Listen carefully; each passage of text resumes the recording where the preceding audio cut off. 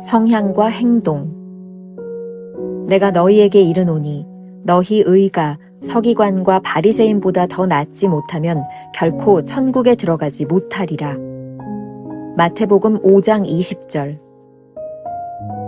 주님의 제자의 특징은 어떤 선한 일을 하는 것이 아닙니다.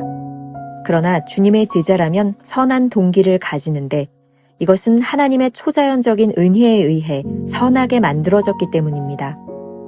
선한 일을 능가하는 유일한 것은 선한 존재입니다. 예수 그리스도께서는 주께 삶의 주권을 맡기는 자에게 서기관과 바리새인의 의를 능가하는 새로운 유전형질을 넣어주십니다. 예수님께서는 만일 그분의 제자라면 삶이 의로워야 할 뿐 아니라 마음의 동기나 소망, 마음속 깊은 곳의 생각들도 의로워야 한다고 말씀하십니다. 당신의 마음속 동기까지 순결하여 전능하신 하나님께서 지적하실 만한 것이 없어야 합니다. 그렇다면 그 누가 하나님의 영원한 빛 앞에 설 수 있으며 하나님께서 지적하실 만한 것이 없는 사람일 수 있겠습니까? 오직 하나님의 아들 예수 그리스도밖에 없습니다. 예수님께서는 그분의 구속을 통해 누구에게든지 자신의 성향을 넣어주실 수 있고 그를 갓난아기 같이 순결하고 단순하게 만드실 수 있습니다. 따라서 하나님께서 요구하시는 순결은 만일 내가 주 안에서 재창조되지 않으면 불가능합니다. 이것이 주님께서 그분의 구속을 통해 착수하신 일입니다. 그 누구도 율법을 지킴으로 자신을 순결하게 할 수 없습니다. 예수 그리스도께서는 율례와 규칙을 주시기 위해 오신 것이 아닙니다. 그분의 가르침은 진리인데 오직 그분이 우리 안에 넣으신 새로운 성향에 의해서만 해석될 수 있습니다.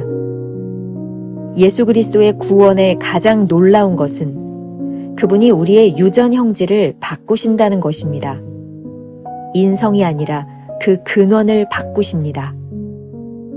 오늘은 7월 24일 성향과 행동이라는 제목으로 말씀을 나누어 보겠습니다. 첫 번째 주제, 믿음이냐 행위냐. 기독교 역사에서 끊이지 않는 질문이 있습니다. 믿음과 행위에 대한 문제입니다.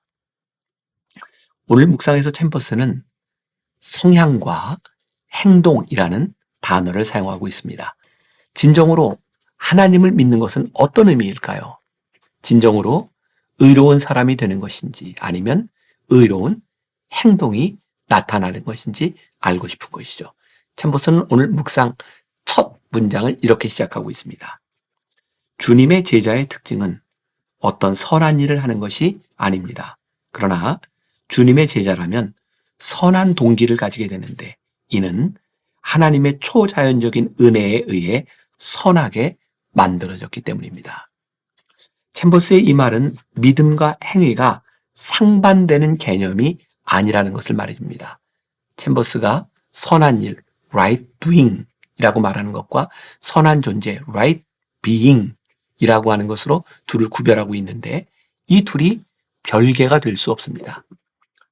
선한 일을 하기 때문에 선한 존재가 되는 것은 아닙니다. 그러나 선한 존재가 되면 자연스럽게 선한 일을 합니다. 선한 일을 한다고 해서 주님의 제자가 되는 것은 아닙니다. 하지만 주님의 제자는 주님의 은혜로 선한 일을 하도록 변화된 사람입니다. 주님께서는 공생의 기간 바리새인들의 의에 대하여 많은 질책을 하셨습니다. 그런데 이러한 질책이 의로움을 부정하는 것이 아닙니다. 바리새인들의 문제는 의로운 존재가 되지 않고서 의로움을 행하려고 하다가 위선적으로 변한 것이죠. 오늘 본문은 이러한 바리새인들의 의를 지적하시는 말씀입니다. 오스왈드 챔버스의 산상수훈에 나오는 글을 통해 본문의 이해를 조금 돕도록 하겠습니다. 마태복음 5장 20절, 너희 의가 서기관과 바리새인보다 더 낫지 못하면. 서기관과 바리새인의 의는 옳은 것이다. 분명히 그들은 의를 행했다. 그러나 예수님께서는 제자들의 의가 그들의 의보다 훨씬 뛰어나야 한다고 말씀하신다.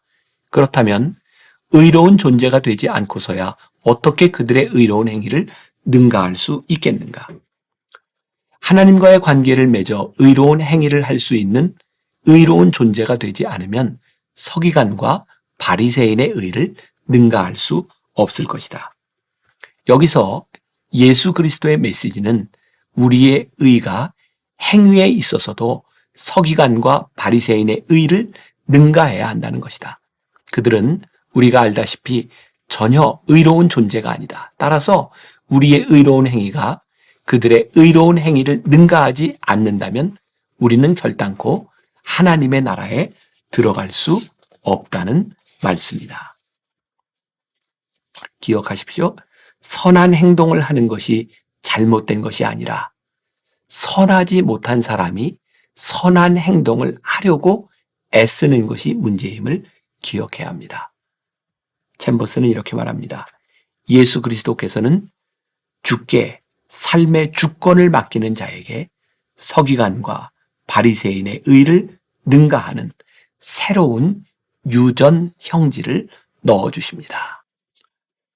선한 행동으로 선한 사람이 되려는 노력은 우리를 위선적으로 만듭니다. 선한 존재가 되어야 선한 행동을 할 수 있음을 기억해야 합니다. 두 번째 주제, 새로운 성향으로만. 이제 존재와 행동이 상반되는 것이 아님을 알았습니다. 주님의 제자가 되면 자연스럽게 삶도 의로워짐을 알았습니다. 진정한 제자라면 마음속 깊은 곳까지 순결해야 하고 예수님께서 지적할 만한 것이 없어야 합니다.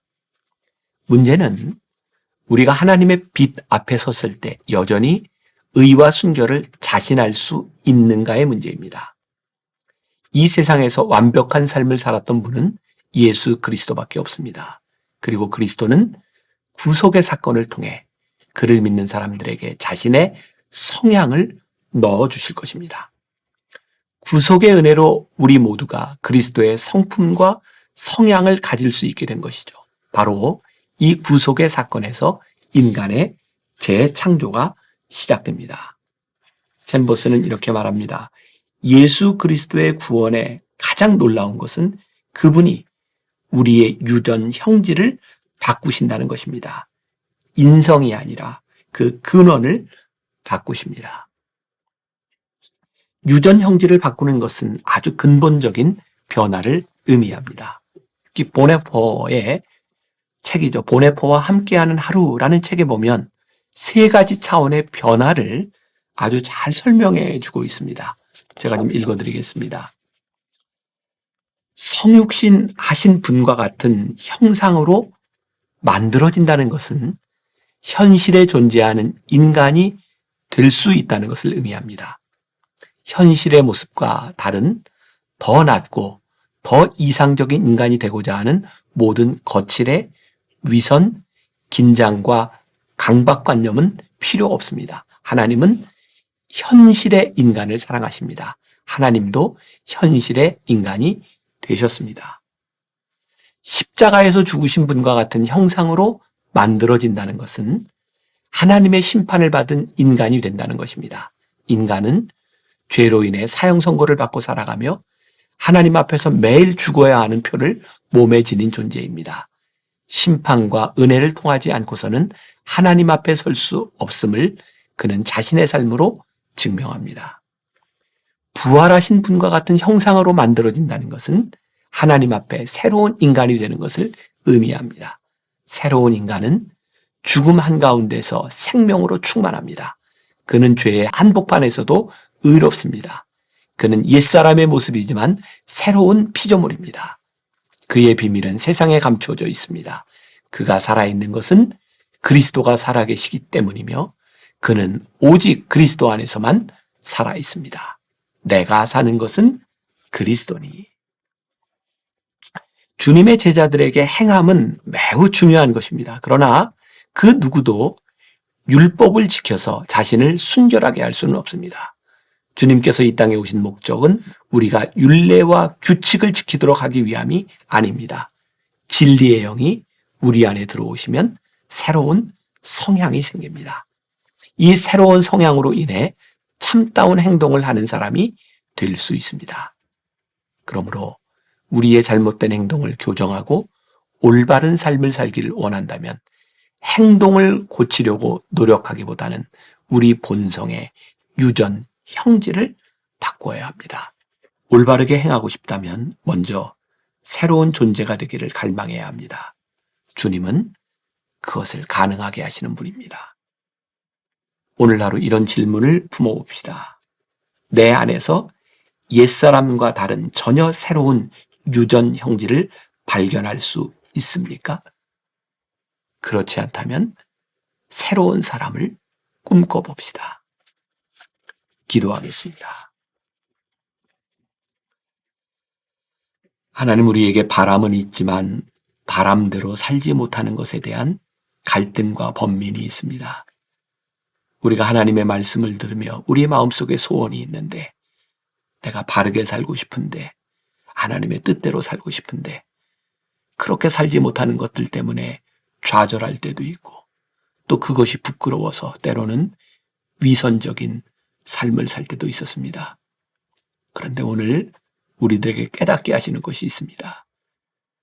올바른 행동, 올바른 삶을 살려고 하는 의지보다 우리들이 하나님 앞에 올바른 존재, 하나님의 자녀, 거듭난 자가 되어야 한다는 것을 깨닫게 하셨습니다. 오늘 하루 우리들에게 먼저 그런 기도가 있었으면 좋겠습니다. 주님, 나를 하나님의 자녀로 바꾸어 주옵소서. 내 안의 성품을 우리 주님의 성품으로 바꾸어 주시옵소서. 그리고 내 안에서 이 변화된 성품을 통해 하나님의 의가 드러나게 하여 주옵소서. 오늘도 하나님 앞에 복된 자녀로 그렇게 살아가는 하루가 되게 하여 주옵소서. 예수님의 이름으로 기도했습니다. 아멘.